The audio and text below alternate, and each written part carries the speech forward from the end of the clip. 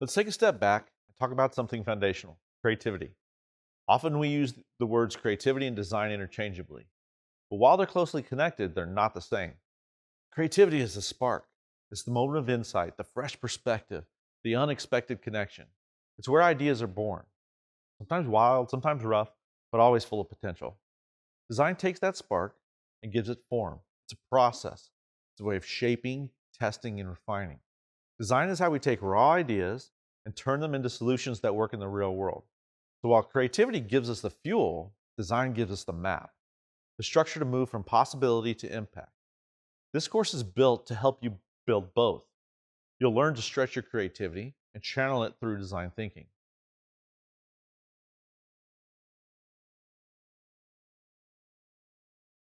Let's pause here.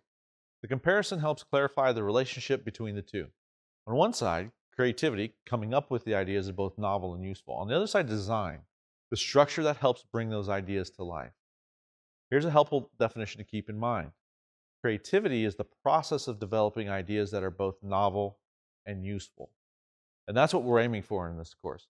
Not just clever ideas or wild imaginations, but ideas that have purpose, ideas that help solve, inspire action, or make life better.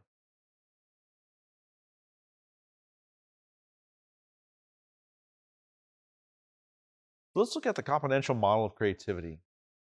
Look at the elements that it contains: domain-based relevant skills, creative thinking process, task motivation.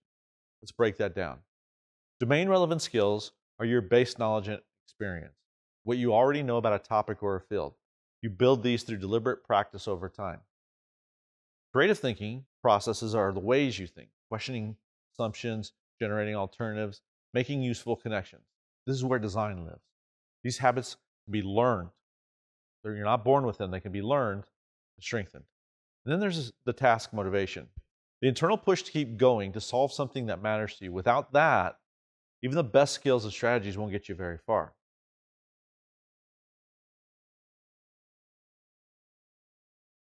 Surrounding all of this is the social environment, the people and structures around you. Creativity thrives in supportive, open environments. It struggles in fear, judgment, or perfectionism. This is why this course is structured the way it is, to help you build skills, think creatively, and stay motivated in a collaborative space. And the key takeaway: creativity isn't a fixed trait, it's a practice, and it's available to everyone. Whether you've been designing for years or you're just beginning to explore, this is a space where your ideas and perspectives matter. So if creativity is learnable and accessible, why do so many of us believe we aren't creative? Well, that's what we'll look at next as we explore some of the most common myths of creativity.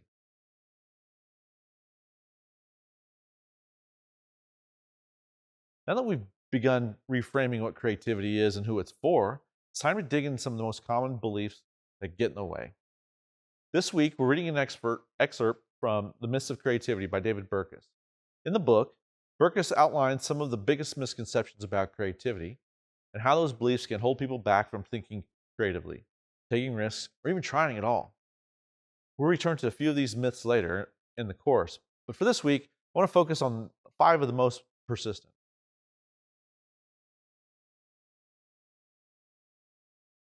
Let's start with one of our most popular myths, the Eureka myth.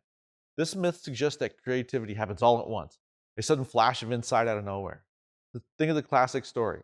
Archimedes steps into a bath, has an idea, shouts, "Eureka!" It's dramatic, but it's misleading. Archimedes had been wrestling with the problem for days. He didn't come up with it from nowhere. It came from thinking deeply and stepping away and letting his mind work in the background. And you've experienced this before. You've been working on something late at night, you get frustrated, you stop and walk away, you come back the next morning, you look, and of course there's the answer waiting for you. It was there. Your mind was doing the work even when you weren't focused on it. So why is this a myth? Creativity doesn't appear out of thin air. It comes from a mix of prior knowledge, curiosity, and active exploration. Those aha moments often follow long periods of focused effort, not random chance. So instead of waiting for inspiration to strike, you can build the conditions for it. Stay curious, do the work, give your brain the space to connect the dots.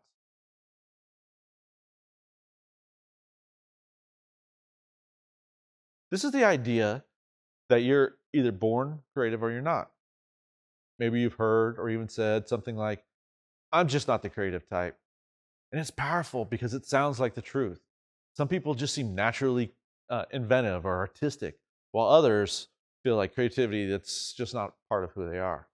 Why is this a myth? Creativity isn't genetic. It's not something fixed in your DNA. It's a skill set. It grows through practice, experience, and mindset. In fact, research shows that things like habits, environment, and motivation all matter far more than natural talent. Talent is simply how quickly we learn something. It's not something we're born with. So creativity is something you build, not something you're born with or without.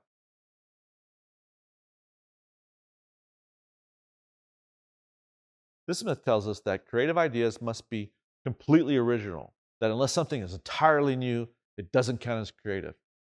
And that mindset can shut down good ideas before they even start. So why is it a myth?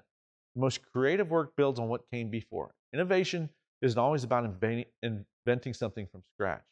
It often comes from remixing, rethinking, and recombining ideas in new ways. Think about a car. The first car couldn't drive itself. Year after year after year, changes, invention, evolutions get us to where cars are now.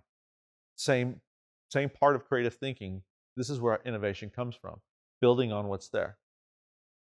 Design originality often finds meaning in a fresh perspective, not in creating it in a vacuum. You're part of a creative lineage. That's the strength, not a weakness of design.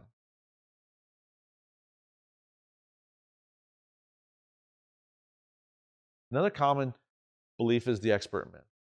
This myth assumes that only experts or specialists can truly be creative. You might hear this as, I don't have enough experience or to contribute to good ideas.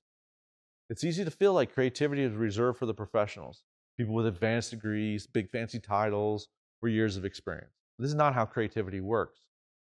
So why is this a myth? Fresh perspectives are powerful. In fact, not being an expert can actually help you see the things others miss. You're not limited to what's already known. So you're more likely to ask bold questions or take a different path. In my firm, I always encourage new employees to ask questions. It would always jar the experienced employees into really responding to the question, why do we do that? That's really crazy. I don't know why we do that. Perhaps there's a better way. So asking questions, embracing your novice approach is a power that we can utilize.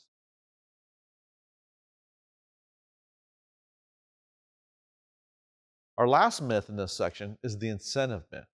This myth claims that people are only creative when they're rewarded. You might hear something like, oh, just offer a bonus and they'll come up with something innovative. Well, it sounds logical. Sure, tie creativity to a reward and people will rise to the challenge. But it doesn't usually work this way. Why is it a myth? External rewards don't always lead to better ideas. In fact, pressure to perform can limit risk taking and imagination. People are most creative when they're intrinsically motivated, when they care about the work, the challenge, or the purpose behind it.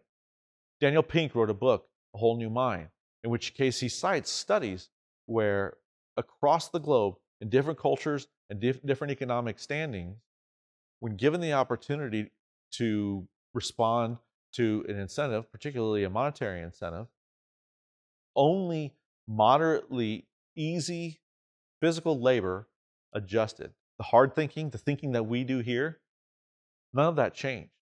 That type of reward did not reinforce the kind of pressure and work that it takes to solve the sort of problem. But then think about this for a minute. People go home and they play instruments. Learning an instrument is extremely hard. Still, we do it.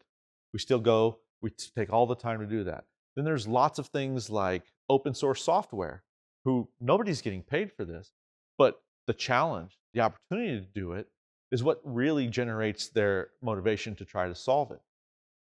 So Daniel Pink in his book talks about three things that drive this: autonomy, mastery, and purpose. People want to feel like they have a say in what they're doing. They want to be good at things, and then they want to do it for a good reason.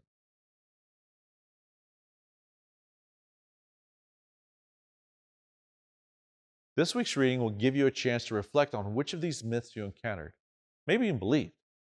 Pay attention to which ones resonate with you. Think about how those beliefs may have shaped your past experiences with creativity. As we move forward in the course, we'll revisit some of these ideas, especially when we talk about motivation, collaboration, and feedback in the creative process.